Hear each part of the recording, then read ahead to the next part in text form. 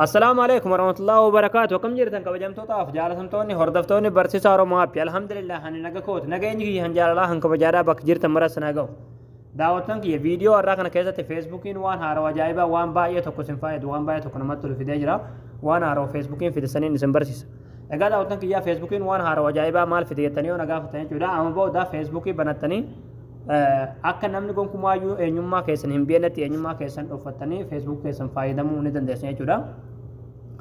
Namni isin jala galee waa'ee eenyummaa keessanii eenyu akka taatan isin qorachuu hin danda'u beekullee hin danda'u jechuudha.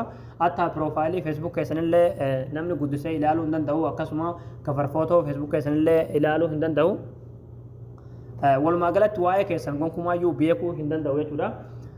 Hatta iskiriinshuutillee kaafachuu hin danda'u jechuudha. Feesbuuk keessan kana iskiriinshuutillee kaafachuu hin danda'u suuraa isin piroofaayilii kaayyatanillee gonkumaayyuu iskiriinshuutii kaasuu hin danda'u jechuudha. Kan piroofaayilii ta'ee kan kafar footoo ta'ee gonkumaayyuu hin danda'amu jechuudha.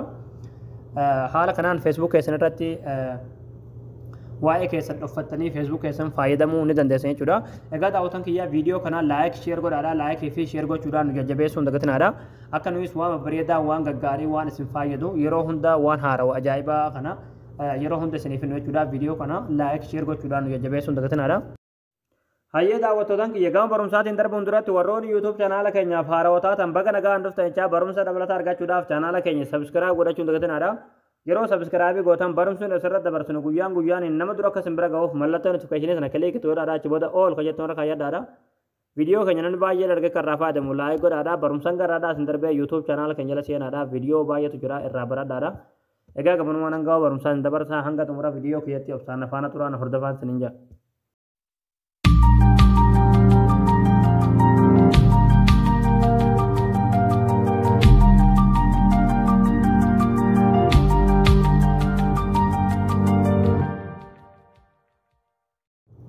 Hayyee daawwattoon kiyyaa feesbuukii keessan irratti akka namni gonkumaayyuu waa'ee keessan beekuu hin dandeenyetti feesbuukii keessan piroofaayilii feesbuukii keessanii akkasuma kafar footoo feesbuukii keessanii waa'ee keessan guutumaan guututti namni akka isin jala seenee qoratee beekuu hin dandeenye akkas godhachuudhaaf feesbuuk keessan dursa pilaastoorii keessa seentanii abdeetii godhuu qabdan jechuudha.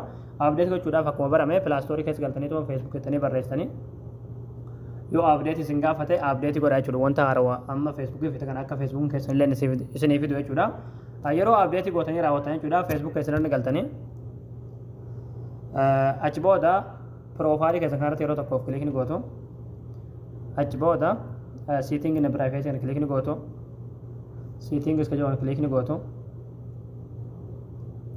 achi booda haala kanaan isiniif dhufe jechuudha. Yeroo haala kanaan isiniif dhufe akkuma asirratti argaa jirtan bakka amma piroofaayil siitingis kan jettu irratti kan awwalaa kanatti yeroo tokkoof kilikni gootu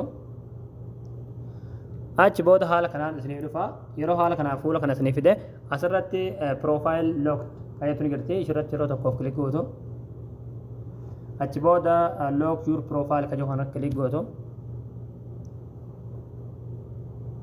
achi booda obsaan eeggattu koodha.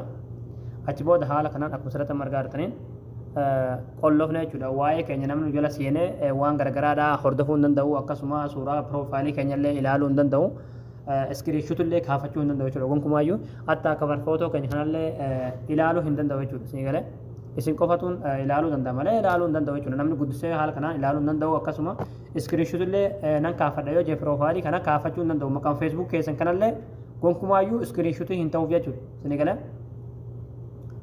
gonkumaayyuu isin jala seenee waa'ee garagaraadhaa waa'ee keessan qorachuu hin danda'u beekuu hin danda'u isin feesbuuk keessan banattanii akka barbaadanitti fayyadamuu dandeessan jechuudha.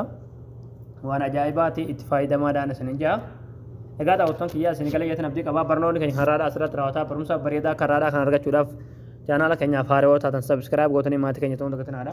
Akkasumas viidiyoo keenya kan namni baay'een argee kan irraa fayyadamu laayik sheer waliif godhaadhaa barumsa birootiin akka walitti deebinutti waan hordoftaniif galatooma.